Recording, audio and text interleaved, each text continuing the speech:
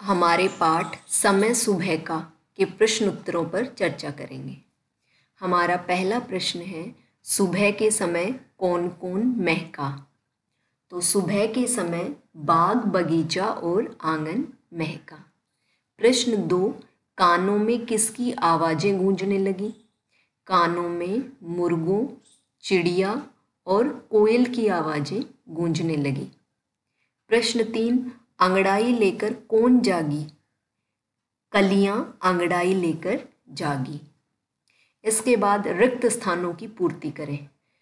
ये हमें 4 शब्द दिए गए हैं और इन्हें नीचे दिए गए रिक्त स्थानों में उपयुक्त स्थान पर आपको भरना है।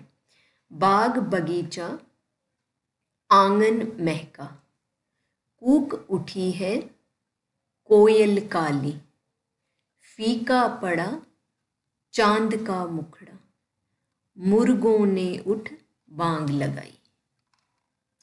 इसके बाद कौन कैसी बोली बोलता है, मिलान करें। इसमें हमें एक तरफ पक्षियों के नाम दिए गए हैं और दूसरी तरफ वो कैसे बोलते हैं, उनकी जो बोली है वो लिखी गई है। हमें इन बोलियों का इनसे मिलान करना है। ये बहुत ही आसान है। देखिए, मुर्गा कैसे बोलता है? कुकड़ू कू, तो हमें इसका इससे मिलान कर देंगे। कोयल कूकती है कुहू कुहू, इससे मिला देंगे।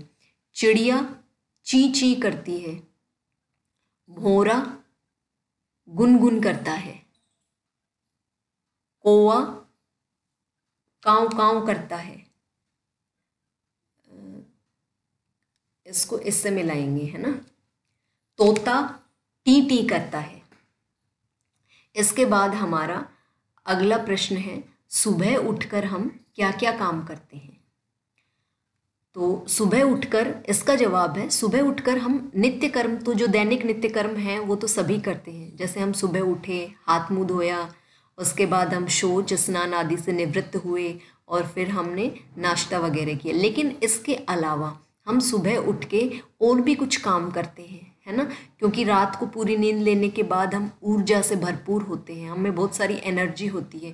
तो हर व्यक्ति अलग अलग काम करता है। कोई अपने घर के कामों में अपनी मम्मी पापा की मदद करवाता है, कोई सुबह पानी भरता है, या घर आंगन को बुहारने का, साफ करने का काम करते हो, या फिर आप सुबह उठ के पढ़ाई करते हो, या अपने छोटे भाई बहन को आप संभालते हो। तो हर व्यक्ति का अलग अलग काम होता है। तो इस प्रश्न में आपको लिखना है कि सुबह उठकर आप जो काम करते हो वो आपको लिखना है।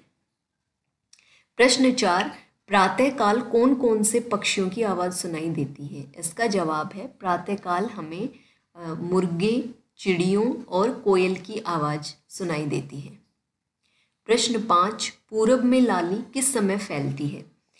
जब सूर्य उदय होता है और सूर्य अस्त होता है, दोनों वक्त आसमान लाल रंग का हो जाता है। लेकिन सूर्य उदय पूर्व दिशा से होता है और अस्त पश्चिम दिशा में होता है। तो पूरब में लाली सूर्योदय के समय यानी सुबह के वक्त फैलती है। पूरब में लाली किस समय फैलती है? इसका उत्तर है, पूरब में लाली सूर्योदय के समय फैलती है, यानी सुबह फैलती है, सुबह के समय। प्रश्न 6, किरणों ने भू पर उतरकर क्या किया? इसका जवाब है, किरणों ने भू पर उतरकर ओस की सभी कणों को चुग लिया। प्रश्न 7, फूली नहीं समाई डाली से क्या तात्पर्य है? इसका जवाब है, फूली नहीं समाई डाली, फूला नहीं समाना, ये एक मुहावरा है जिसका अर्थ होता है बहुत अधिक खुश होना। तो जब डाली फूलों से भर गई तो वो बहुत अधिक खुश हुई। फूली नहीं समाई डाली का तात्पर्य ये है कि डाली अपनी झोली फूलों से भर के बहुत अधिक खुश हुई। प्रश्न 8, फीका पड़ा चांद का मुखड़ा से क्या आशय है? जब सूर्य निकलता है तो चांद छुपता नहीं है, चांद का जो प्रकाश है वो कम होता है, सूर्य का प्रकाश ज़्यादा होता है। तो सूर्य का प्रकाश तेज होने की वजह से सूर्य उदय होने के पश्चात चांद का प्रकाश धीमा पड़ जाता है। तो इसलिए कवि कह रहा है कि चांद का मुंह फीका पड़ गया है। इसका मतलब है सूर्य निकलने पर चांद का प्रकाश दिखाई नहीं देता है। इसके बाद आती है भाषा की बात। पाठ में आए फूल को पुष्प, कुसुम, सुमन आदि अनेक नामों से जाना जाता है। फूल को पुष्प भी कहते हैं, कुसुम भी कहते हैं और सुमन भी कहते हैं। ये फूल के ही कई नाम हैं। ऐसे ही किसी शब्द के समान अर्थ वाले शब्दों को पर्यायवाची शब्द कहते हैं। इसी प्रकार निम्नलिखित शब्दों के पर्यायवाची शब्द लिखें। तो ये एक होता है विपरीत शब्द, जिसमें किसी शब्द का उल्टा अर्थ लिखा जाता है। लेकिन पर्यायवाची शब्द वो होते हैं जिनके अर्थ समान होते हैं। आप चाहे फूल कहो, चाहे पुष्प कहो, चाहे कुसुम कहो, चाहे सुमन कहो, इन सब का अर्थ एक ही है, इन सब का एक ही अर्थ है। इसीलिए इन्हें समानार्थी या पर्यायवाची शब्द कहते हैं। इसके बाद हमें और भी नीचे कई शब्द दिए गए हैं जिनके हमें पर्यायवाची शब्द लिखने हैं। ऐसे शब्द जिनके अर्थ समान हों उन्हें समानार्थी या पर्यायवाची शब्द कहते हैं। पहला है हमारा पुष्प। पुष्प को फूल, कुसुम, सुमन, प्रसून और गुल भी कहते हैं। आपने सुना होगा गुलदस्ता, गुलदान, यानी फूलों का जो फूल रखने का जो वो होता है ना, उसे गुलदान कहते हैं। गुल शब्द फूल को कहते हैं। फूल से ही बना है गुल, और गुल से ही बना है गुलदान शब्द।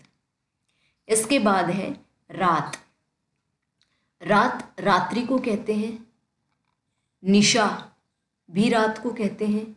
रजनी, यामिनी, निशी, ये सब रात के पर्यायवाची शब्द हैं। इसके बाद है चांद। चंद्र, चंद्रमा, शशि, विधु, राकेश, ये सभी चांद के पर्यायवाची शब्द हैं। इन सब का अर्थ चांद ही होता है। आँख, अक्षी, चक्षु, नयन, नेत्र, लोचन, ये सभी आँख के पर्यायवाची शब्द हैं। इसके बाद है आसमान।